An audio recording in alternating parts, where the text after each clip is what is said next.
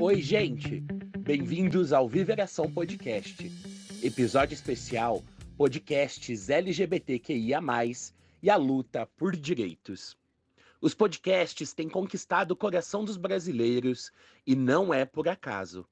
Segundo o relatório Data Reportal de 2023, o Brasil se destaca como o país que mais consome conteúdo por podcasts no mundo, com impressionantes 42,9% de usuários de internet entre 16 e 64 anos, sintonizando-se a essas experiências toda semana. Essa explosão de popularidade reflete não apenas uma preferência de entretenimento, mas também um movimento de diversidade de vozes e histórias que encontram espaço nesse formato. Esse fenômeno não é apenas um reflexo global, mas também um espelho da sociedade brasileira. Os apaixonados por podcasts no país são predominantemente jovens, com quase metade desse público com 34 anos ou menos. No entanto, vale destacar uma notável superrepresentação de adultos entre 35 e 44 anos, indicando que os podcasts transcenderam as barreiras geracionais e se tornaram uma verdadeira voz para a comunidade. Antes de mergulharmos no episódio incrível que preparamos para vocês, queremos compartilhar uma notícia emocionante e repleta de propósito. O Viveração Podcast está orgulhosamente anunciando uma parceria inspiradora com a Pride Tag, uma marca que não apenas veste com estilo, mas também apoia causas essenciais para a nossa comunidade. Ao adquirir as camisetas exclusivas dessa colaboração, você não só expressa seu orgulho, mas também contribui diretamente para a manutenção do nosso podcast, que se dedica a discutir temas vitais de saúde, sexualidade e prevenção ao HIV. Juntos, com a Pride Tag, estamos tornando a moda uma expressão de solidariedade e transformação. Vista-se com propósito. Seja parte da mudança. Descubra mais em Pride Tag Shop. Além disso, trazemos uma oportunidade especial para você, ouvinte querido, fazer parte dessa jornada conosco. O Coletivo Viveração, responsável por esse podcast, está em busca de formalização como uma organização da sociedade civil. Sua contribuição financeira direta pode ampliar nosso impacto social, garantir nossa independência e capacidade institucional e impulsionar a transformação que almejamos para uma sociedade mais inclusiva e saudável. Convidamos você a contribuir para a formalização do coletivo Viveração, fortalecendo a saúde integral e a diversidade. Para doar, acesse o site do coletivo apoia.c/coletivo Viveração ou faça uma contribuição diretamente via Pix com a chave e-mail viveraçãopodcast@gmail.com. Contamos com seu apoio para alcançarmos juntos esse importante objetivo. Obrigado por ser um agente de mudança e por acreditar em nossa causa. Vamos lá? Seja bem-vindo ou bem-vinda ao Viveração, nosso encontro quinzenal para falar de sexualidade, saúde e direitos humanos. Oi, gente, tudo bem? Estamos aqui no Viveração e hoje eu estou recebendo a Letícia e o Bruno Feitosa. Os dois são podcasters. A Letícia faz o Sapa Justa e o Bruno faz o Vozes da Diversidade. Tudo bem, gente? Como vocês estão? Tudo ótimo. Oi, Guto. Oi, Bruno. Um prazer estar aqui para a gente conversar. Eu sou a Letícia, eu sou a host do podcast Sapa Justa, onde eu costumo dizer que não sou sempre justa, mas sou sempre sapa. Meus pronomes são ela e dela. Eu sou uma mulher lésbica, branca de Belo Horizonte. Acho que me embolei, mas é isso. Que legal, não, que legal. Estou muito feliz que vocês estão aqui. E você, Bruno, conta pro pessoal quem é você e se tá tudo bem com você? Tudo bem? Oi, Guto. Oi, Letícia. É um prazer enorme estar aqui com vocês. Eu sou Bruno Feitosa, sou um carioca que mora em Brasília. Sou host do podcast Vozes pela Diversidade. Sou um homem gay, cis, branco. E estamos aí na luta nesse trabalho pela diversidade? Então, eu chamei vocês aqui porque eu pensei que a gente poderia fazer um papo sobre o que é fazer um podcast LGBT no Brasil. E eu queria só que vocês contassem, antes da gente começar, um pouquinho do projeto de vocês, assim, como que tem sido, quando que começou. Falem um pouquinho, assim, do projeto, para a gente trocar uma ideia.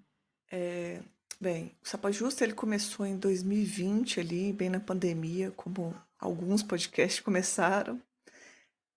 Eu sempre tive essa ideia, eu era muito fã do programa Saia Justa, daquela formação que tinha Rita Lee, Fernanda Young, eu gostava muito daquilo. Gostava daquele estilo de conversa que as pessoas iam, elas traziam assuntos interessantes e aprendendo, e eu ficava assim, podia ter uma coisa assim, só que com mulheres lésbicas. E aí eu tinha esse projeto na cabeça há muito tempo, queria que fosse tipo, 4 pessoas, mas aí nunca acontecia porque era difícil achar essa formação de ouro que eu queria. Aí peguei e falei, vou fazer eu mesma.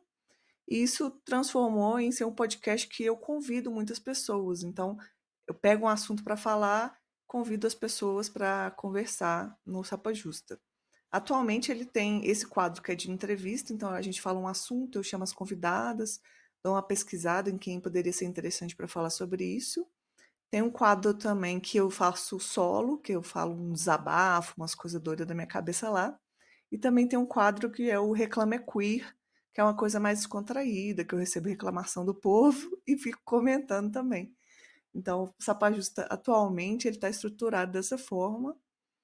E é isso, é uma oportunidade de ouvir vozes lésbicas, eu sendo ao host como lésbicas, mas eu também trago outras pessoas da letra como um todo. Mas eu sempre dou uma prioridade ali por mulheres. Entendi. Mas, assim, você começou nesse universo do podcast porque por alguma inquietação, assim, ou porque você queria fazer alguma coisa, ou porque você tinha esse projeto mesmo, pensando nesse formato mesmo? Acho que as duas coisas, porque eu escuto muito podcast, eu adoro, escuto tem anos, desde 2009 eu escuto podcast. E quando eu comecei a escutar podcast, só tinha, sei lá, Jovem Nerd, só homem hétero falando.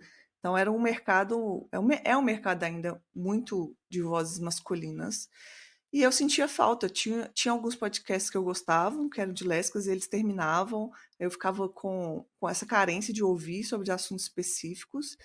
Então veio dessa vontade de ouvir alguma coisa que eu não achava. Eu falei, vou fazer eu mesma. Veio por aí, sabe? Legal, legal. E você, Bruno, como que foi? Conta pra gente. Bom, o Vozes pela Diversidade também é um podcast da pandemia. Ele nasceu lá em junho de 2020. Mas antes disso, eu já queria fazer um podcast. Também sou um ouvinte, amo podcast, escuto muitos. E eu queria fazer um podcast. Eu já trabalhei em rádio há muito tempo, então queria fazer um podcast na época. Eu queria fazer um podcast para sair do universo que eu estava trabalhando com jornalismo policial. Então, assim, todo dia notícia ruim, né? Todo dia notícia ruim. Então, eu queria fazer alguma coisa que pudesse me motivar e que eu pudesse trazer notícias boas, né? A positividade, sem aquele universo que eu vivia todo dia. E aí, inicialmente, eu dei início a um projeto chamado Meu Banco Rosa, que começou com um Instagram e depois eu comecei a projetar ele para virar um podcast para falar de assuntos diversos. Nesse meio tempo que eu estava preparando esse podcast, um amigo meu que também é host do podcast, o Jefferson Batista, a gente conversando, ele já tinha um projeto que é o Vozes pela Diversidade, só que era uma newsletter semanal sobre diversos assuntos, sobre direitos humanos, comunidade LGBT, equidade de gênero, negritude, né, porque ele é um homem negro, comunidades indígenas, né, liberdade religiosa, ele trazia tudo isso nessa newsletter. E a gente bateu num papo um dia, eu falei para ele da minha vontade de fazer o podcast, ele falou, caramba, eu também tenho vontade, vamos juntar os dois projetos? A gente juntou os dois projetos, e aí a gente decidiu manter o nome Vozes pela Diversidade, porque já tinha esse conceito, e o Meu Banco Rosa virou um quadro dentro do podcast, onde a gente recebia áudio das pessoas, onde eu lia sempre uma mensagem, trazia uma música, né, para poder, era aquele momento da positividade, da tranquilidade, de dar aquele momento de respirar. E a partir daí a gente começou a fazer o podcast, e aí a gente sempre trazendo nessa temática, né? Dentro desses temas que eu citei. E a gente começou na pandemia e foi a melhor terapia que a gente fez. Que legal, que legal. A gente tem muito em comum, então. Porque a gente também aqui no Viveração, a gente começou na pandemia também. Mas, na verdade, a gente era um projeto, era um projeto social, né? Que a gente fazia um encontro semanal de pessoas LGBTs vivendo com HIV. E aí, só que aí quando começou a pandemia, a gente não tinha esse espaço mais, porque não podia encontrar e tal. E aí a solução foi tentar fazer um podcast. E aí, só que aí eu comecei com outro nome, né, que era o Tubocast, o nome vinha aqui das estações de ônibus aqui de Curitiba, que são os tubos, né? E aí, a partir da experiência do Tubocast, eu escrevi um projeto e aí esse projeto foi aprovado, enfim, a gente sempre trabalhou com editais, assim, né? Não sei se como é que vocês trabalham, assim, com relação que eu acho que é um desafio de quem faz podcast no Brasil, é a sustentabilidade, né? Não sei como que vocês fazem com relação a isso. E eu já saí do roteiro, enfim. Eu quero. É normal, né? Podcast é isso. Eu quero, inclusive, depois você dê umas dicas aí pra gente. Quer dizer, eu não sei se o Bruno trabalha com edital, porque eu não sei, né? Dou uma estudada, nem sei como é que faz. Se vocês É, quiserem, eu ajudo como vocês, o que vocês precisarem, assim, a gente ajuda. O engraçado é que nós três aqui, começamos o podcast então na pandemia, e nós três fazemos parte do LGBT Podcasters. sim. Os três, Sim, né? É muita coincidência. Acaba que a gente vai se achando e se unindo, né? sim. E vocês querem responder a pergunta que eu fiz, que é sobre como que vocês fazem com relação a sustentabilidade e tal? O Rod está chegando aí, gente. No meu caso, do Vozes pela Diversidade, tem um eutrocínio. E aí foi a partir do meu bolso e do bolso do Jeff, a gente colocou as 2 temporadas do podcast no ar. E aí, a facilidade, no meu caso, foi que, como eu trabalhei em rádio há muito tempo, eu tenho facilidade para edição, eu conheço, eu sei fazer. Então, assim, muitas das coisas a gente acabou otimizando porque a gente sabe fazer. Então, eu trabalhando com rádio, eu tinha essa noção, então eu editava o podcast muito rápido também, né? Então, assim, isso ajudou bastante, porque eu já tinha. Claro que não ficava aquela coisa perfeita, com belíssimos efeitos sonoros, mas a primeira foi assim. E aí a gente tirava do bolso. A primeira e a segunda temporada a gente bancou do nosso bolso. E depois, na segunda temporada, eu já contratei uma menina que trabalhou comigo na rádio para ela fazer a finalização, para ele ficar bonitinho, né? Ter as entradas e saídas de boas. E aí, mas por enquanto, até hoje, ele é no Eutrocínio. No meu caso é um pouco parecido também. Em grande parte tirei do meu bolso para colocar o podcast no ar. Eu tenho também o Apoia-se, que ajuda bastante. Ele foi responsável por eu conseguir terceirizar a edição de boa parte do episódio. Todo o dinheiro que vem do Apoia-se eu colocava na edição, que era a parte para mim que era mais pesada. Então, isso é muito bom. Eu também, agora eu fiz uma loja do Sapa Justa, que vendo produtinhos lá, então esse dinheiro também está dando, não é um grande lucro, mas também ajuda a manter o podcast. Mas confesso que para 2024 vou ter que me reinventar aí, porque as plataformas estão cobrando, o tempo está acabando, e aí tem que. Por isso que eu te falei, depois você dá dica aí para a gente de edital, porque para ser sustentável tá difícil. É verdade, é um desafio, assim. Mesmo para quem eu consegui nos 3 anos, né, fazer editar, conseguir ser selecionado em editais. Mesmo assim é desafiador, assim, dependendo do valor do edital. é meio desafiador, assim. A gente, ainda mais porque geralmente a gente trabalha com edital na área da saúde, né? Porque o nosso foco é trabalhar questões relacionadas à saúde. Então, por isso que talvez tenha um pouco mais de possibilidades, mas a gente sempre tem que conversar com ONGs, porque os editais são sempre ligados à CNPJ, então tem essa complicação. Então, até agora, a gente está fazendo uma campanha para ver se a gente arrecada dinheiro pelo Apoia-se, pelo Pix, para fazer uma associação que a gente formou um coletivo em volta do podcast, né, que hoje são 27 pessoas, a maioria aqui de Curitiba, mas tem gente de outros lugares, para ver se a gente ganha independência para poder fazer participar desses editais de uma forma mais direta, né? Sem ter que fazer negociação com outras entidades. Não que a gente não goste de fazer parceria, é legal e tal, mas às vezes a gente perde um pouco da independência, então a gente queria fazer isso, mas vamos ver se vai dar certo, porque tá difícil, assim, porque o valor para abrir uma ONG é meio salgadinho, assim, não é uma coisa super barata. Rod, você tá aí? Você quer se apresentar? Olá, eu sou o Rod Gomes, eu sou produtor, editor, apresentador, faz tudo do Bom Dia Bicha, que é um podcast de notícias sobre as comunidades LGBTQIAPN+.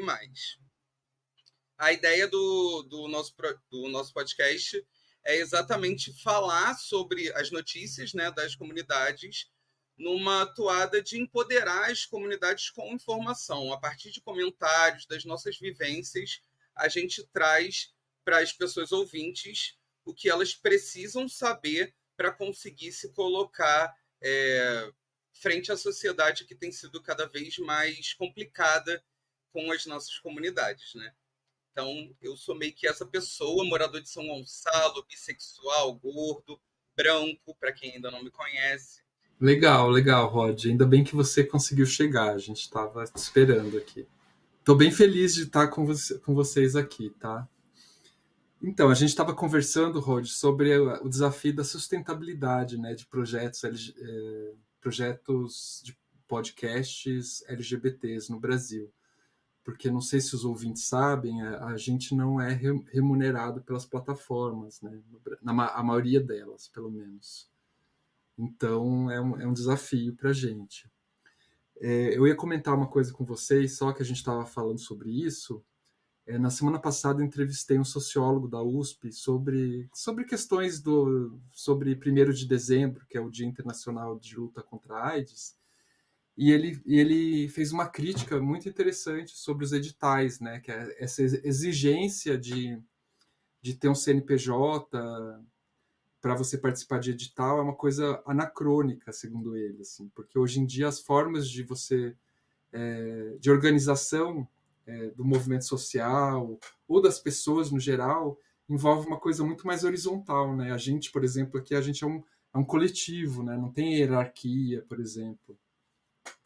E como os editais pedem toda uma documentação, uma burocracia, isso acaba ficando mais difícil, né? Assim, enfim.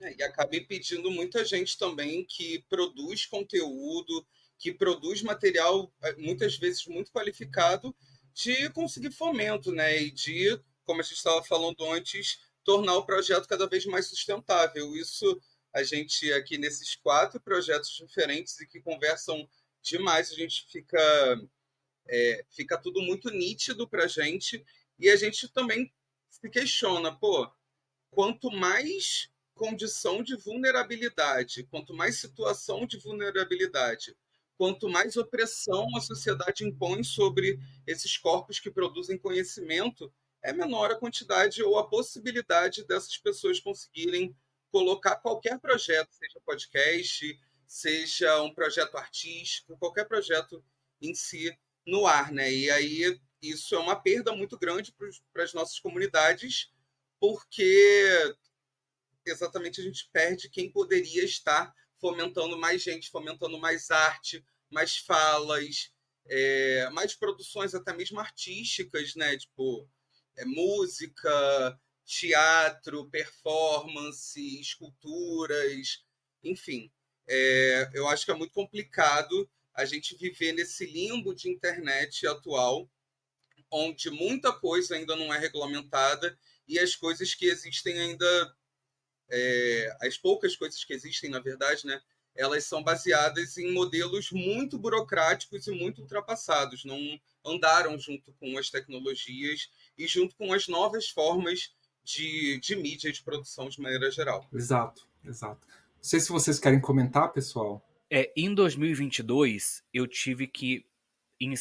Eu não consegui fazer a terceira temporada do podcast por questões, né, de tempo e financeiras, porque eu não conseguia mais tocar. Porque em 2022 a gente voltou a trabalhar, eu especificamente, voltei a trabalhar no presencial, então a demanda voltou a ser muito grande e eu não tinha condição de me dedicar ao podcast. Então, assim, mas eu também não tive como pagar, terceirizar para poder editar, para poder roteirizar e eu só fazer e ir atrás de entrevistados. Então, acabei que em 2022 tive que dar uma parada, porque eu tinha outras prioridades, né? Tinha que pagar os boletos. E aí tentei em 2023 voltar, mas por questões de trabalho também não consegui. E agora a minha meta é 2024, com dinheiro ou sem dinheiro, o podcast vai estar de volta com 10 episódios. Mas falando sobre essa questão do investimento, isso é muito complicado, porque às vezes eu fico me questionando, né? A gente tenta, no meu caso, né? Nunca tentei edital, porque justamente por essa burocracia. Não tenho CNPJ, é um podcast independente, mas eu vejo que às vezes, né? Eu fiz Media Kit, fiz um trabalho bem elaborado, né? Aproveitei o conhecimento que eu tenho, enfim, da pós em marketing que eu fiz, trabalhei tudo isso e submeti a algumas empresas para ver se conseguia patrocínio e eu escolhi empresas que trabalham com a temática da diversidade. Mas como é um podcast muito pequeno, né? Assim, você não é visto. Apesar do conteúdo ser extremamente rico, né? Eu entrevistei pessoas muito legais, pessoas com conteúdo muito bacana, não era visto. Então, assim, não existe investimento para pequenos produtores de conteúdo. Isso é muito ruim. E ao mesmo tempo a gente vê empresas investindo tanto em coisas tão ruins, né? Conteúdos tão pobres, mas que são grandes, têm muita visibilidade, enfim, fazem um conteúdo que para mim não é tão interessante, mas atende a maioria. Isso é uma equação difícil de conseguir equalizar. Exato.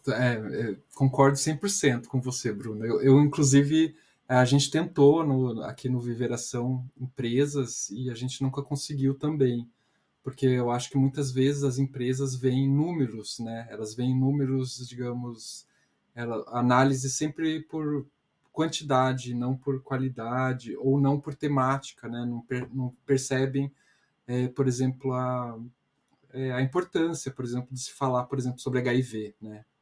É uma coisa que muitas empresas nem consideram quando a gente submete projeto, às vezes nem a gente percebe que tem uma coisa assim, já corta logo, enfim.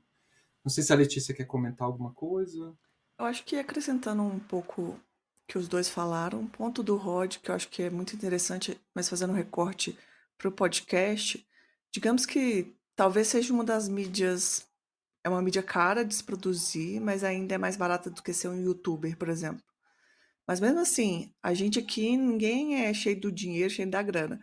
Mas a gente ainda vai estar num recorte de que as vozes que vão ser ouvidas vão ser ainda limitadas. Até às vezes eu vou achar alguém para convidar, tem uma limitação ali, a pessoa, uma plataforma não consegue acessar pelo computador, pelo celular. Então você fica limitado ali e é uma limitação financeira. Então a gente está fazendo um recorte de classe aqui muito grave, porque a gente está sendo diversos nas letras, mas não em outros pontos, porque até se fosse para fazer um edital, a pessoa não teria como, não vai ter um CNPJ, não vai ter todos esses pontos. E na questão do podcast, que é difícil você trabalhar também essa questão é que, por exemplo, o meu podcast, eu participei de uma live do Apoia-se outro dia, e eu fazendo os cálculos dos números que eles davam lá, o meu podcast tem um engajamento altíssimo. Então, um número muito relevante. Só que o meu podcast não tem alcance, porque eu não tenho dinheiro para investir em anúncio, eu não tenho investimento para fazer a publicidade dele. Mas se fosse olhar o número certinho de engajamento em comparação, assim que eu abrisse os números do meu podcast, se a pessoa entendesse de podcast, ela investiria no público. Mas não existe ainda uma educação do potencial que você tem. As pessoas já querem, uma marca às vezes quer investir no seu podcast quando você já está lá no nível não inviabilize, o que é muito difícil. Só que eles não sabem olhar as coisas específicas. Então, se você falando do seu sobre saúde, o quanto uma pessoa não vai se informar pelo seu podcast, jogar ali no Google, procurar uma coisa que ele às vezes vai ter vergonha de procurar, ou que você não vai ter acesso fácil. Essas outras métricas não são avaliadas. E aí fica uma métrica burra de se avaliar onde deveria ser investido ou não, sabe? Leti, eu queria saber de você, porque a gente vê no Bom Dia, né, com a diversidade de vozes que a gente busca trabalhar, que existem alguns temas um pouco mais complicados e menos quistos pelo público geral, de maneira geral. E aí eu queria saber como você vê a receptividade de um podcast sapatão, porque quando você me fala das suas métricas, do seu alcance, para mim, o Sapa Justa Real é um podcast assim, de referência do movimento sapatão, do movimento sapabi, como você geralmente fala, e eu fico muito triste de não ver as empresas ou o governo em si, ou os editais aceitando o Sapa Justa e abraçando o Sapa Justa como ele deveria ser abraçado. Você acha que tem uma dificuldade pela temática, por ser mais um recorte de mulheres, LGBTQIAPN+, e tudo mais? Eu acho que em questões de publicidade e marca, sim, as pessoas, tipo assim, mês de julho, as pessoas vão priorizar sempre homens gays, cis, isso aí tá claro. E, assim, e público também, né? Porque eu escuto, o meu público é 85% de mulheres. Até os próprios homens dentro da comunidade escutam muito pouco o meu podcast. E não é só, porque não é só tema que eu falo só de sapatão, tem temas diversos. Então existe ali um segmento. Eu costumo falar, por exemplo, que o público gay, ele tem os homens gays e as mulheres héteros para escutar eles. Os héteros todo mundo escuta, né? E tudo isso, mas as mulheres lésbicas são geralmente as mulheres bis e as lésbicas que escutam. Não tem um homem hétero vai escutar a gente? Dificilmente. Só um que me mandou uma mensagem falando num episódio que era como flertar com mulheres. Aí ele falou: Ó, escutei. E aí achei até bom que ele escutar, porque o episódio ensina coisas básicas que eu acho que muitos homens héteros não fazem. Falei, não, escuta mesmo. Então, a gente não é um público quisto, não. Mas é que é isso acontece. Mas tem um engajamento muito forte dentro da comunidade. Então, eu acho que tinha que ter um outro olhar. Mas a gente é muito marginalizado dentro da própria sigla mesmo. Pode parecer assim, não sei se eu vou fazer uma comparação um pouco estranha, mas, por exemplo, o Viveração, ele nasce como essa coisa de querer falar sobre HIV, falar sobre pessoas que vivem com HIV, só que a gente vai além disso, né? Então a gente fala de sexualidade, fala de outros temas. E existe algumas pessoas e alguns comentários que a gente recebe, é como se o podcast fosse só para pessoas que vivem com HIV, e não é, né? Então a própria comunidade nos coloca num lugar de marginal, assim. Então, enfim, talvez a gente tenha um problema aí de nichar demais, assim, dentro da comunidade. O que é muito triste, né? Porque é muito interessante você ouvir outras perspectivas que não a sua. Então, a gente estava conversando sobre o episódio, como é que chama? Dogplay. Esqueci o nome. Dogplay não faz parte da minha realidade, mas muito me interessa outras coisas que não são da minha realidade. Pois é. Porque eu quero saber como é a vivência das pessoas. Pois é. E até para poder tirar um pouco do preconceito, né? Porque agora se fala muito sobre isso, sobre o fetiche, entrando especificamente sobre essa temática, mas as pessoas ainda têm muito preconceito em relação a isso, né? E as pessoas não estão dispostas nem a ouvir sobre aquilo, sobre a vivência de quem gosta e quem sente prazer em relação a isso. A mesma coisa quando Guto fala que as pessoas ficam com essa coisa na cabeça de que podcast sobre pessoas que vivem com HIV é só para pessoas que vivem com HIV. E aí elas deixam de se informar, elas deixam de estar por dentro do que está acontecendo, das novidades, elas não se atualizam e, pelo contrário, né, todas as pessoas, aí todes, né, todos precisam ter informações sobre, especificamente sobre HIV/AIDS, né, para não reproduzir preconceito, 2, para não falar besteira, né, não sair por aí falando besteira, 3, para poder se deparar com alguém, e porventura a gente pode se deparar com alguém que chegue pra gente e conte que viva com HIV, a gente poder acolher, saber como recebe, não fazer nenhum tipo de pergunta imbecil, né? Aí a pessoa fala, mas eu não sei, mas também não se informa. Então tem esses dois lados, né? Um da invisibilidade, que é fato, e o outro que as pessoas não têm interesse por se informar, e aí acabam reproduzindo preconceito. E essa falta de interesse joga a galera mais pro lado do estigma, né? Então a gente só vive as nossas próprias comunidades, na real. Eu nem gosto muito de misturar muito o papo de HIV e AIDS com as comunidades LGBTQIAPN+, porque eu acho que, para mim, enquanto uma pessoa LGBTQIAPN+, é uma ferida aberta, né? Porque nós fomos apontados como o mal do século, o mal de uma era inteira por conta da doença, do vírus. E, gata, é só falta de informação. Então vamos levantar a bundinha do sofá e vamos ouvir Viveração, vamos acompanhar pessoas que vivem com HIV e que produzem na internet, não só em podcast, mas em diversas mídias, porque é o que mais tem, gente. E é como o Bruno falou, é uma questão também de acolhimento, sabe? Se isso acontece com você, ou se acontece com alguém próximo de você, se alguém descobre a sorologia e tal, cara, vamos tentar acolher, vamos tentar tornar isso um fardo menos doloroso do que a sociedade já faz ser. Então, pegando um gancho, gente, eu vou perguntar uma coisa. Vocês veem a produção de podcast como uma atitude política? Como uma ação política? Porque, por exemplo, a gente aqui no Viveração, a gente vê muito como uma ação política, né? Fazer esse podcast é um posicionamento político. É uma forma da gente agir socialmente, tentar mudar a situação das coisas. Mas, ao mesmo tempo, tem uma contradição, porque a gente percebe que alguns assuntos são mais áridos, né? Outro dia a gente fez um podcast sobre fake news, por exemplo, e teve uma audição muito baixa.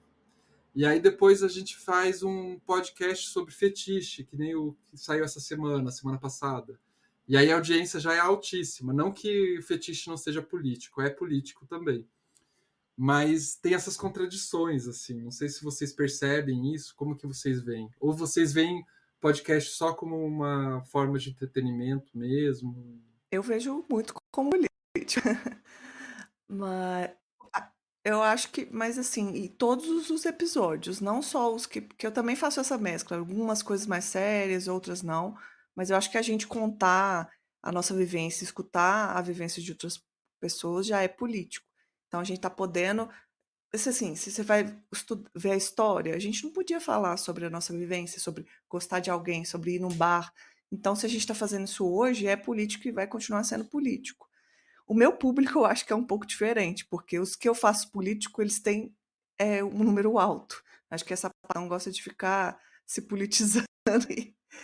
Mas também, claro que o mais. Aí você vê, o mais ouvido foi Como Flertar com Mulheres, mas o mais compartilhado foi um que eu fiz sobre transfobia e radifem, essas coisas. Então, tipo, são temas diferentes que têm audiência alta também. Então, dá uma mesclada assim, eu não passo exatamente sobre isso que você falou. Mas eu considero tudo político. Então, o ato de fazer o podcast, de abrir o microfone, de conversar, quem eu escolho é político. Cada pessoa que vai no meu podcast é stalkeada, perseguida para saber se eu vou dar voz a essa pessoa, porque já tem muita gente falando merda por aí. Então, tudo que eu faço é político. E você, Bruno? Eu também acho que é político, porque assim,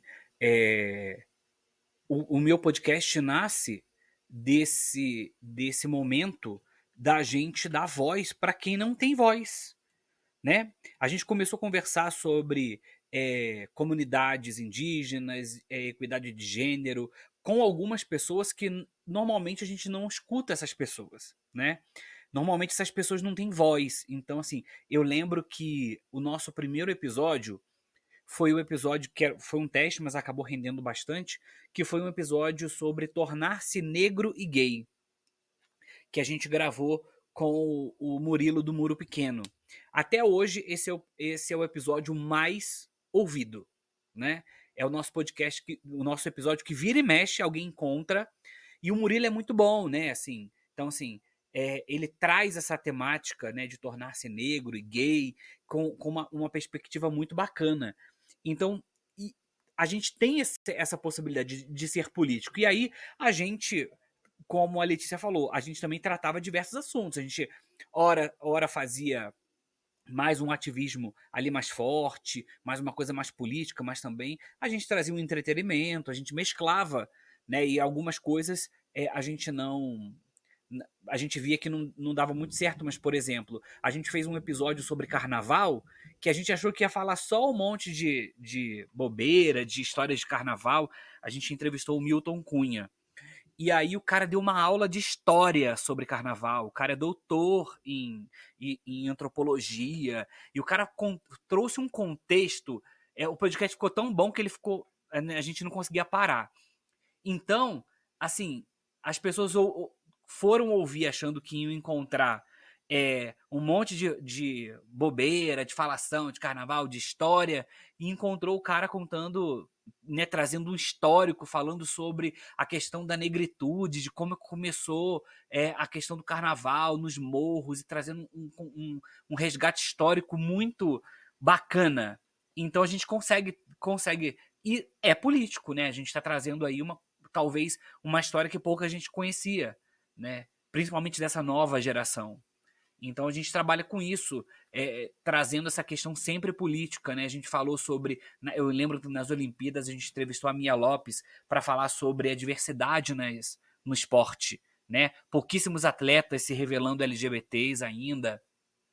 Então, assim, a gente teve alguns que foram para as Olimpíadas se saindo do armário, então a gente falou sobre essa importância. Então, assim, não tem como não ser político. Nessa área que a gente atua, né, da questão LGBT, querendo ou não, a gente acaba sendo político. E você, Rod? Então, o Bom Dia Bicha, ele nasce dessa maluquice de Bolsonaro, de desespero. A gente passou por algumas levas, né, complicadas na nossa política, e a gente sempre está falando sobre política. Isso quer dizer que o nosso podcast é político? Não necessariamente, mas por um acaso o Bom Dia Bicha é. E a gente tenta usar nos episódios um pouco daquela perspectiva de vida, de um pouco de droga, um pouco de salada, sabe? Porque ninguém é obrigado. Então, às vezes, a gente dá aquela pistolada quando alguma coisa acontece, mas também tem o Marco Pigossi, que foi de sunga branca para a praia, entendeu? E a gente vai trazer todos os contextos de, por exemplo, por que Marco Pigossi, indo de sunga branca para a praia, ainda é notícia nas nossas comunidades? Por que esse é um fator relevante, sabe? Então, assim, todo mundo ali, somos muitas vozes, então cada pessoa tem um estilo de apresentar diferente, né? Então, por exemplo, a Isa Potter, que é uma travesti que hoje em dia mora em São Paulo, mas ela é de Belém do Pará, já viveu na Itália e tudo mais, ela é aquela pessoa sem paciência, sem tempo, irmão. Então, gata, você pode ter certeza que ela vai estar ali pistolando, largando em cima de todo mundo. Agora, quando a gente fala de GG, que é aqui do Rio de Janeiro também, e de Zé, que é uma pessoa não binária lá de Fortaleza, são pessoas que trazem geralmente muito mais piada, muito mais gracinha e uma ironia daquela saturação que a gente já não aguenta mais viver nas nossas comunidades mesmo. Então, assim, vira e mexe tem um preconceito, não é um preconceito, não é um fato, que é contra a gay branca padrão. Isso acontece. Me desculpem as gays brancas padrões, mas assim, fortaleçam sua comunidade aí, gata. Porque vão fazer o corre. Então a gente também conversa muito com as nossas comunidades para as nossas comunidades, entendeu? É quase um podcast interno mesmo. Se você é hétero, você até pode ouvir. Se você é cis hétero, você até pode ouvir. E tal, que você vai aprender, você vai saber o que está acontecendo nas nossas comunidades. Mas o principal é fortalecer as nossas comunidades. Então não tem como achar que não é um podcast político. Não tem como achar que não é um programa político a partir do momento que a gente está ali trazendo. Erika Hilton, que agora está na Câmara fazendo tudo e mais um pouco, tudo que ela consegue mais um pouco, por exemplo, é uma que a gente está sempre ali. E zoa e brinca, porque a gente também precisa desse momento de alegria, de entretenimento, dentro das dores que é viver as nossas comunidades. A gente sempre tenta não escolher, por exemplo, travesti preta morre em tal estado do Brasil, porque se for isso a gente vai dar notícia todo dia, entendeu? Mas também quando a gente pega para dar, a gente maceta, porque não tem como a gente não falar sobre as nossas dores, mas mais do que as nossas dores é a gente conseguir se levantar para lutar. Essa é a intenção, assim, talvez de todos nós daqui do episódio, mas com certeza do Bom Dia Bicha. Isso é o que propulsiona a gente a cada dia, a cada episódio diário, a cada edição. Eu estou lá pensando em quem está ouvindo e como essa galera consegue se organizar a partir do conhecimento. Legal, legal. Concordo muito com o que você falou. No nosso caso aqui também, eu acho que assim, não tem como não ser político, né? A gente fala, sendo que esse projeto aqui nasceu já de uma problemática política que é tentar superar o estigma relacionado ao HIV, né? E também, se a gente pensar que quem faz é um homem gay vivendo com HIV e uma pessoa com espectro autista também, que é uma coisa que eu pouco falo, mas que para mim é um desafio falar, fazer um podcast, assim, por causa disso. Mas também acaba sendo político, né? Por isso também. Até porque respeita a sua subjetividade, né, Guto? Assim como respeita a subjetividade de cada pessoa daqui, cada produção dessa. É importante isso, porque ao contrário do que a gente dizia, a gente não, né? O que se falava muito nos anos 90, de todos somos iguais e tudo mais. Não somos iguais, não somos de maneira nenhuma iguais. Nós somos muito diferentes e a gente precisa cada vez mais respeitar, entender essas diferenças e acolher essas diferenças. Né? E aí vem cá, gente, vocês acham que assim, indo ainda por esse assunto da política, vocês acham que o ativismo LGBTQIA+, no Brasil, ele está aproveitando o espaço que é a internet hoje? O que vocês acham? Assim? Porque esse é um assunto que eu tenho debatido muito no movimento social, né? Eu participo também do movimento social de HIV e além do movimento LGBT, e eu percebo que existe um certo preconceito com relação à internet, principalmente porque o nosso país é um país com muitas desigualdades, né? Isso é uma coisa compreensível que eu entendo e que eu acho que é uma coisa que a gente tem que pensar quando a gente escreve, por exemplo, projetos ou quando a gente pensa a nossa atuação política. Mas eu acho que existe um certo preconceito, assim, principalmente no movimento de HIV, com a internet e com o espaço digital, né? E eu acho que no caso brasileiro, ainda mais nesse contexto de conservadorismo, que não permite que as pessoas façam, por exemplo, discutam sexualidade na escola ou em outros espaços, a gente está deixando um espaço valioso, né?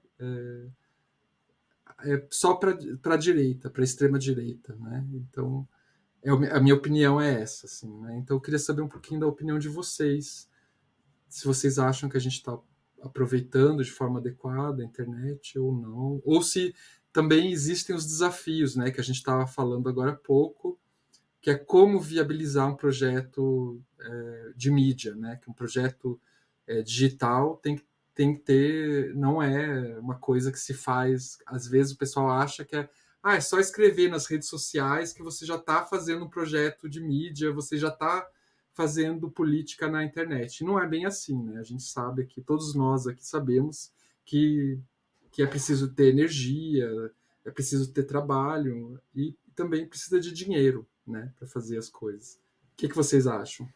É, eu acho que se uma resposta falar assim, não estamos aproveitando, seria errada. E falar que estamos aproveitando 100% também está errado, sabe? Porque ao mesmo tempo que a gente vê muita coisa errada, muito debate horrível, muitas pessoas dentro da comunidade gerando ódio.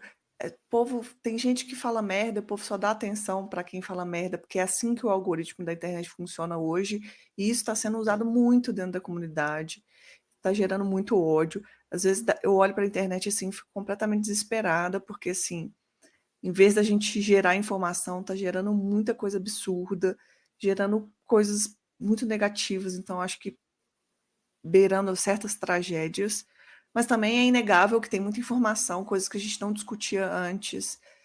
Você falou isso sobre acesso. Uma das coisas mais incríveis que eu já recebi de feedback do meu podcast foi uma professora falando que tinha uma aluna que se entendia como lésbica, mas tinha muita dificuldade na família dela, e que ela indicou o podcast, que ela escutava o podcast, e que depois a mãe dela viu ela escutando o podcast, foi se informar, e tudo isso desdobrou uma história que, se não fosse a internet, você não ia conseguir conversar. Eu recebo muita mensagem de pessoas que não têm comunidade, não tem uma outra lésbica, uma outra pessoa LGBT, que mora no interior, que não tem com quem conversar, encontra companhia, escutando a gente ou fazendo parte do grupo que a gente tem de Telegram. Isso só é possível pela internet, né? A gente não teria esse tipo de acesso. Mas que ela está sendo muito mal utilizada, é inegável também. A gente tem que achar, talvez, uma melhor forma de sobreviver ao que a gente está fazendo aqui, porque está complicado. Perfeito não está, mas tem muita coisa boa sendo produzida. E você, Bruno, o que você acha?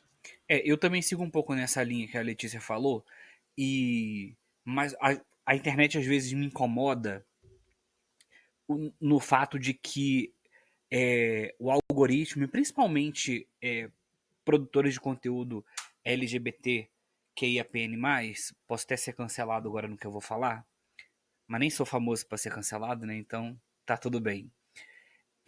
Muita gente acaba fazendo essas porcarias, assim, que a gente que se nomeia na internet, por conta tá sendo pago para aquilo.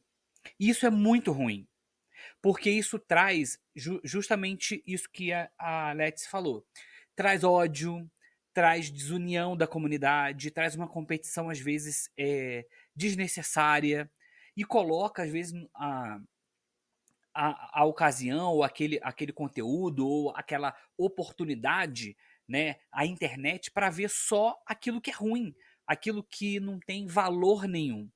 Então você acaba deixando de consumir um produto bom, conteúdo legal, que não só é informativo, né, mas também coisa engraçada, humor, coisa leve, entretenimento. A gente gosta de discutir coisas interessantes, porque a gente não vê isso na grande mídia e nessas grandes mídias, inclusive de internet, assuntos que a gente aborda nos nossos podcasts, que muitas das vezes não entram no radar de pautas dessa galera, que é difícil de se discutir sobre isso. Eu sinto necessidade, eu que venho da televisão, eu tô na televisão há quase 15 anos, ou um pouquinho mais, então assim, eu vejo essa falta, a falta desse conteúdo, de se discutir sobre determinadas coisas que a gente encontra nos nossos podcasts. Aí a gente liga aquele conteúdo, tá lá falando de gay, mas tá falando de gay o quê?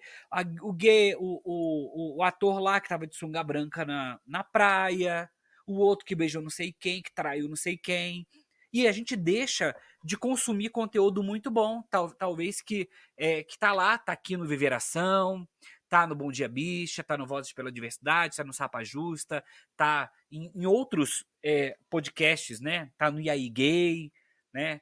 Então, assim, existe essa coisa, a internet tem esse lado negativo de acabar aquilo que muita coisa, muito dinheiro sendo investido em engajamento, em alcance, mas por conteúdo muito pobre, muito ruim, que acaba trazendo esse ódio, fomentando essa disputa desnecessária, e às vezes aquilo que a gente precisa que chegue nas pessoas acabam não chegando, e aí a gente entra talvez nesse limbo, né, que a gente não consegue furar essa bolha, que aí fica quanto assunto legal que a gente traz aqui nos nossos podcasts, que a gente gostaria de ver, talvez que a gente pensa que, nossa, né, minha mãe podia estar vendo ou ouvindo isso e não chega para ela, né? E aí chega para ela o quê? Sempre essas porcarias que a gente vê aí, incluindo, né, conteúdos da comunidade LGBT, que eu digo, né? Que tem muita gente que produz coisa muito ruim, que é isso que, né, mas está sendo pago para isso e acaba levando a coisa, né, para um patamar que é difícil da gente chegar lá. Rodi, e você, o que você acha?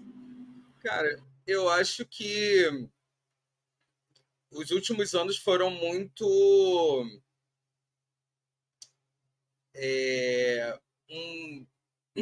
um exemplo muito grande, né, do que pode e o que não pode ser. Eu acho que a esquerda, de maneira geral, não só a esquerda LGBTQIAPN+, ela tem uma dificuldade muito grande com a internet. Eu acho que ela ainda tem problemas muito sérios de ser estruturado num padrão de esquerda muito antigo, sabe? De conversar muito com o movimento trabalhador lá dos anos sei lá qual, onde o Lula era o grande bastião das metalúrgicas e tal, ou então de algo assim anterior a Marx e tal. E a gente está num momento diferente. Então, assim, pensando apenas em comunidades, eu acho que as nossas comunidades elas têm uma força muito grande para conseguir viralizar e impulsionar, movimentar a internet com o que ela quiser, mas de forma natural. Se você vê um meme acontecendo, se você vê uma diva pop, se você vê um grande prêmio, um grande show, sempre tem gente viralizando ali, um reality show, por exemplo, uma série, tem sempre muita gente engajando e tudo mais. Só que quando vai falar sobre coisa séria, a galera não está muito afim. E aí não viraliza. Ou então tenta por meios muito ruins. E aí vira uma competição muito injusta, porque a gente sabe que a extrema-direita ela tem um maquinário que funciona em prol de viralizar coisas, em prol da difusão de notícias que são de interesse delas. E aí muitas vezes são notícias falsas, inclusive. Então se vive um problema muito grande nesse quesito, e aí também junta uma outra questão que é quem tem as maiores concentrações de renda do mundo, não só do Brasil. A gente também tem que pensar nisso, sabe? Será que essas pessoas que concentram renda têm interesse de que exista equidade entre gêneros, entre sexualidades, entre sexo? É muito complicado a gente usar as ferramentas, e aí eu vou ser aquele militante chatinho. É muito complicado a gente usar as ferramentas do capitalismo contra o próprio capitalismo. Mas essa é a nossa luta diária, sabe? A gente está aqui num sistema cis heteronormativo, usando das ferramentas deles para conseguir um respiro, que seja. Fazendo assim, concordo com você 100%, assim, e só para fazer um contraponto, assim, para não ficar com a impressão, pessoal, os ouvintes, né, que só na internet tem besteira. Agora, no dia 2, eu dei uma entrevista para uma rede de televisão aqui em Curitiba sobre o Dia Mundial de Luta contra o HIV. E, nossa, gente, que arrependimento, viu? Eles pegaram só um pedacinho da minha fala, assim, desrespeito completo. Tudo que eu falei, eles cortaram, me colocaram como portador de HIV, como se eu não fosse, enfim, nem meu nome direito falaram, e assim, um desrespeito completo, e aquela reportagem, em vez de trazer informação, mais confundiu as pessoas, não informaram que era PrEP direito, teve uma fala sobre grupo de risco. Nossa, eu fiquei assim, então, isso numa televisão, tá, gente? Então, só para trazer um contraponto aqui, não é só a internet que tem bobagens. Pelo menos aqui a gente tem um pouco de controle sobre as nossas narrativas, né? Acho que esse é o grande diferencial dos meios não hegemônicos de mídia. Sim, mas enfim, e aí no final foi um arrependimento, Bruno. É você que trabalha em televisão. Eu queria. Aí no final acabei falando com a pessoa que me chamou para fazer a reportagem, reclamei, mostrei os pontos, a linguagem totalmente errada, o cara que era o âncora falando coisas assim de 10 anos atrás, assim, sabe? Enfim, mas eu, de qualquer forma eu fiz meu papel, mandei meu recado para eles depois, dizendo, olha, não foi legal, não gostei. É muito importante, primeiro que é muito importante esse feedback que você deu, porque é aquilo que a gente falou anteriormente, as pessoas, elas não sabem sobre os assuntos e elas também não procuram saber, né? Porque para pessoa, hoje em dia, para a pessoa escrever alguma coisa relacionado a, vou fazer o recorte do HIV, mas tem outros assuntos que as pessoas acabam falando besteira porque elas sequer elas leem ou vão atrás de conteúdos de pessoas que falam sobre isso. E que aí é mais grave ainda, né? A gente está num veículo de comunicação, um veículo de comunicação que tem a função social de, né, da informação, de passar a informação correta, e faz uma coisa dessa, porque quem está lá não tem o menor compromisso. Às vezes o editor, o pauteiro, colocou isso na pauta. Ah, dia 1º é o dia lá mundial contra o HIV, vamos fazer uma matéria, vai lá e faz, sem ter pesquisado, sem ter conversado com alguém, sem ter buscado informações corretas, né? Não vai a fontes confiáveis. Isso já aconteceu comigo. Eu lembro que uma vez eu venho estudando sobre diversidade há algum tempo, né? Mas tentando trazer a temática da diversidade, incluir aquilo dentro do meu trabalho, né? Fui repórter há muito tempo, então quando chegou uma época lá por 2018, 2019, eu quis trazer algumas temáticas que eu achava importante serem abordadas. Então, uma delas era sobre o 1º de dezembro, né? E eu lembro que quando eu propus a pauta, a editora-chefe lá, responsável pela pauta, na época falou assim, eu não quero nem saber, vai lá e faz porque você é dessa área aí, você entende. Ou o descuidado, né? Então, assim, só porque eu sou gay, eu entendo sobre isso. Vai lá e faz. Claro que, né, pela minha proximidade, eu busquei pessoas bem bacanas. E eu lembro que quando eu virei editor também, eu tirava um monte de besteira. Eu lembro que uma vez, uma outra pessoa fez uma matéria sobre HIV e quando voltou, assim, quando eu li o texto, eu falei, misericórdia, senta aqui, né? Vamos corrigir essas informações. Tem muita coisa errada, né? Aquela coisa do achismo. Então isso é muito perigoso também. Por isso que eu falo que falta, talvez na TV aberta, em ambientes, programas e espaços que essas pessoas que não têm voz possam falar. Porque às vezes a gente, não sei se vocês têm essa impressão, né? Principalmente na televisão. Gira, gira, gira, são sempre as mesmas pessoas falando em todos os programas. Por exemplo, tem um canal que eu amo, né? Que eu não vou falar, porque vai que um dia me contrata e me patrocina, eu não posso falar. Mas é um canal que eu gosto muito, que tem 3 letrinhas o nome, e que eu acho que fala-se muito sobre diversidade. Eu não vejo diversidade muitas das vezes nos programas, no conteúdo, em quem vai. A gente tem tanta gente legal que poderia estar dando entrevista nesses programas, mesmo nos mais bobos que tem. Mas a gente não vê essa diversidade. A gente não vê as pessoas falando sobre esses assuntos, abordando determinados temas, aí fica sempre naquela coisa do namoro, do relacionamento, de quem tá pegando quem, daquelas bobeiras, e os assuntos importantes acabam não sendo discutidos, né? Como A Letícia falou da inspiração do podcast dela, daquele sofá recheado de mulheres e que tinha bastante... Não tinha diversidade, mas tinha mulheres diversas, né? Com pensamentos bastante diferentes e posições diferentes. O meu sonho é ter um programa que fale de fato sobre diversidade e que tenha diversidade, mas que as pessoas tenham acesso a ele.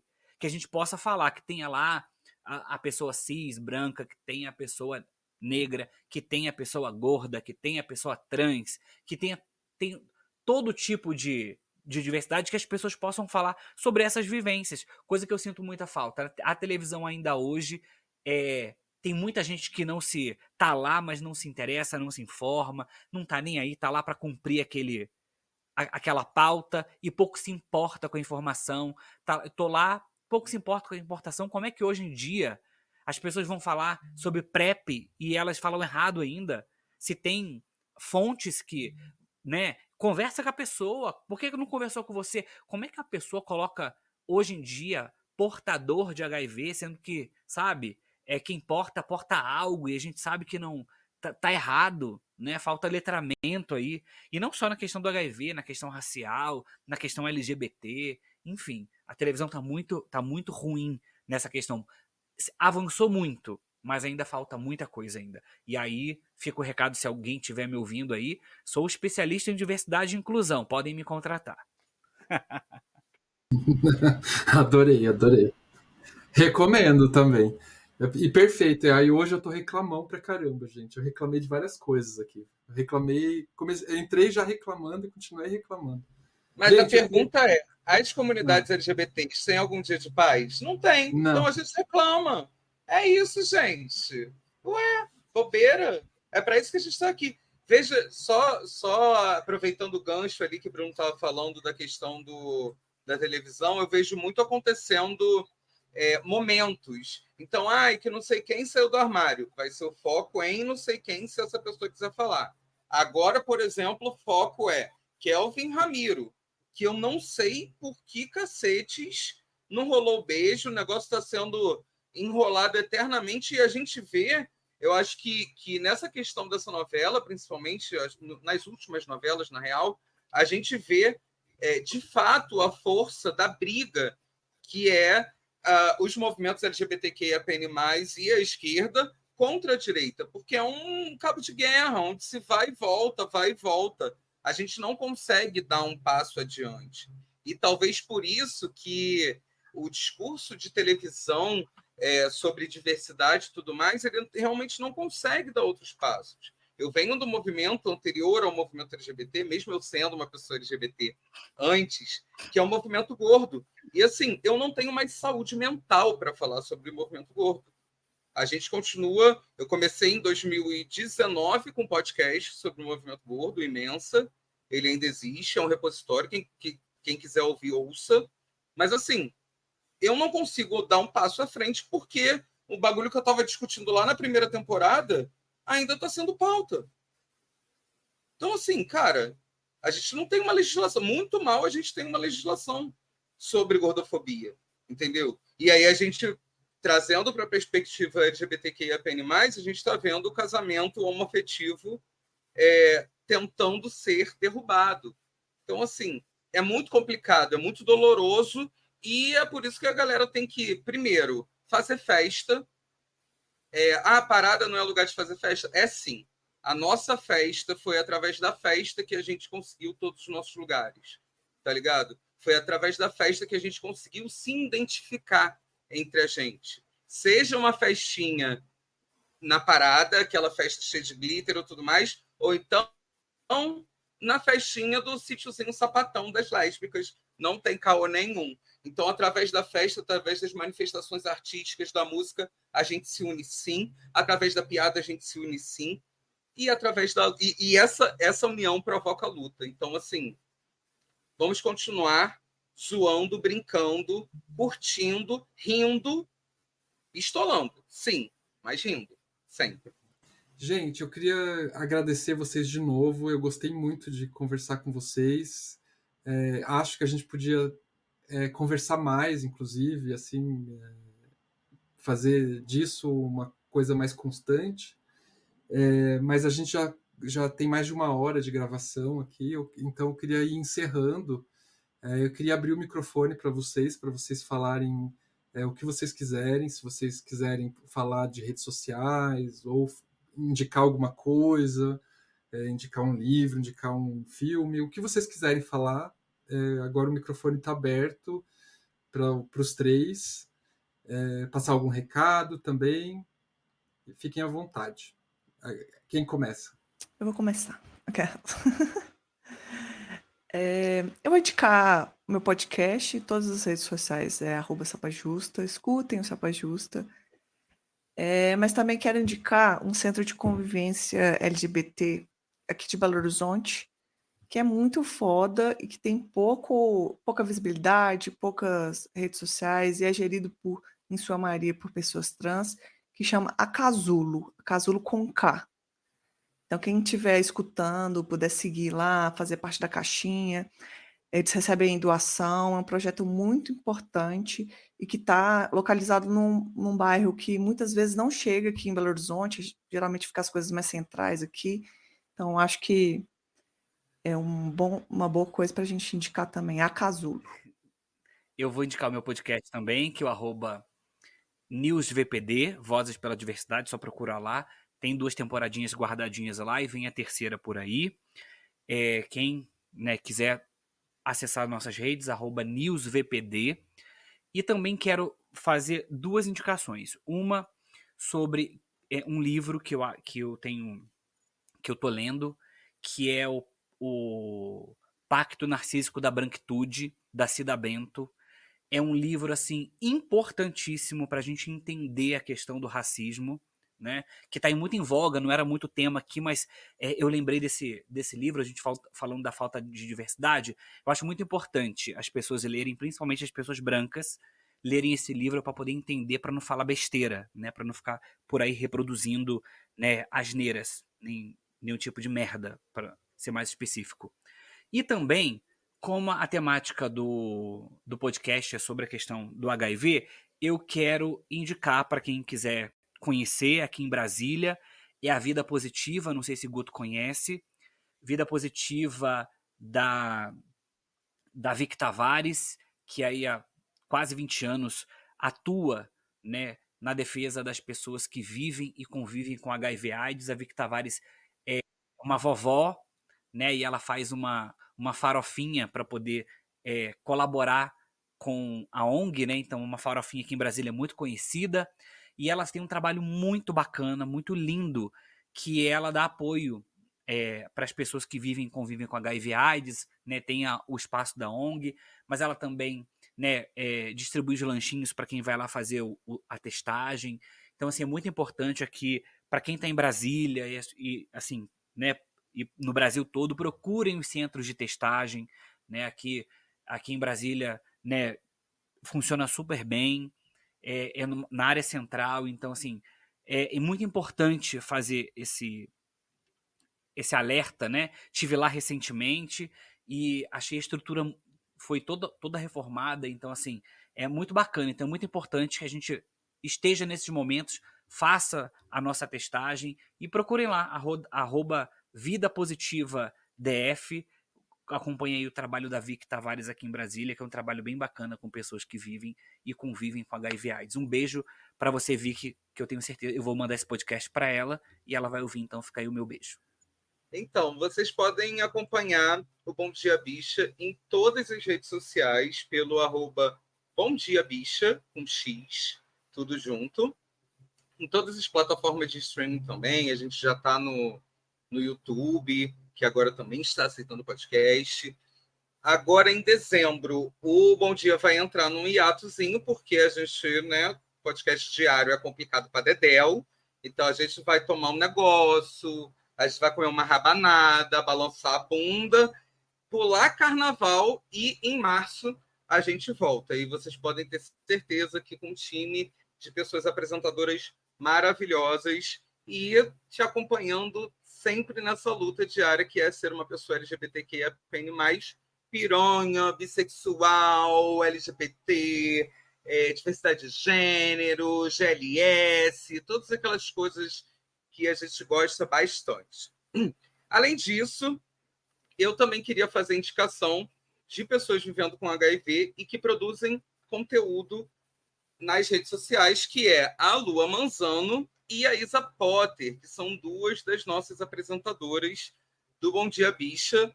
O Instagram da Lua, ela é mais forte no LinkedIn, mas ela também está lá no Instagram. É Lua Manzano com S, no Zano, Manzano.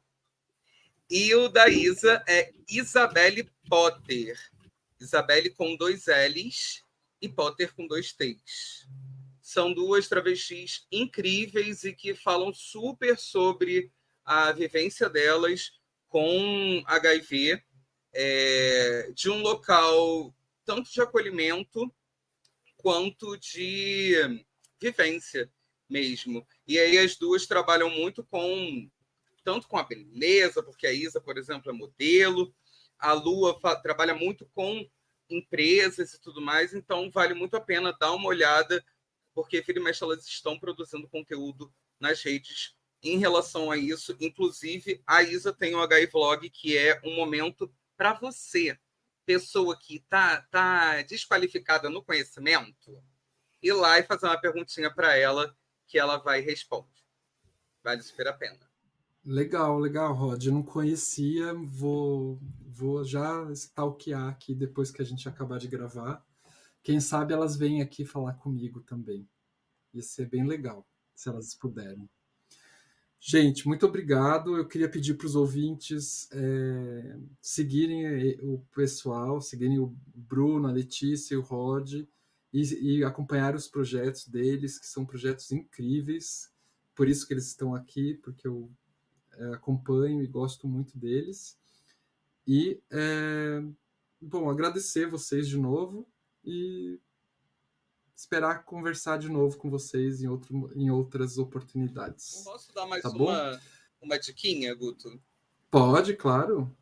Então, a dica é todos, gente. Todos. O que reuniu esses 4 podcasts aqui é a dica que eu tenho para vocês, porque se você tem um projeto, se você está pensando em fazer um projeto, se você está pensando em ser uma pessoa propulsora de qualificação, de ideias das comunidades LGBTQIAPN+, vale muito a pena se inscrever, porque lá é um ambiente onde a gente conhece muita gente, a gente tem muitas oportunidades interessantes, e é uma oportunidade também do seu projeto, que acontece na sua cidade, às vezes, seu projeto que é pequenininho, ganhar um impulso muito importante dentro das nossas comunidades, não só para as nossas comunidades, mas também em nível nacional, para empresas e tudo mais. Então, se inscreve, ano que vem vai abrir um novo Todes Embaixadores, e fica atento lá nas redes sociais, @todes, com X no lugar do E,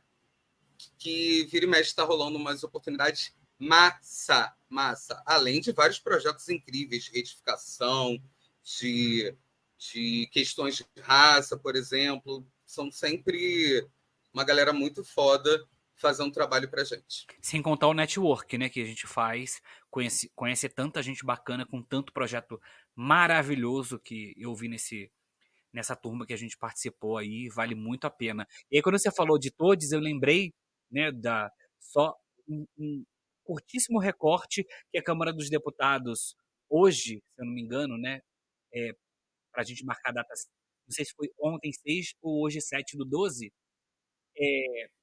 proibiu o uso da palavra todes em ambientes oficiais, em cerimônias oficiais. Então fica aí o nosso recado para todes, que nós vamos continuar usando o todes sim. E é isso. Exato, exatamente. A gente vai continuar usando todes sim. Gente, então vamos dar tchau para os ouvintes. Se vocês quiserem me ajudar a dar tchau. Então, tchau, gente. Tchau. Um beijo. Tchau, gente. Tchau, gente. Obrigada, Guto. Obrigada, gente. Até mais. No Viveração Podcast, discutimos saúde, sexualidade e cidadania, com foco em homens gays e outros homens que fazem sexo com homens.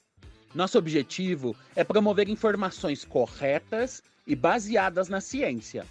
incentivando o autocuidado e elevando a autoestima das pessoas vivendo com HIV, AIDS e da comunidade LGBTQIA+.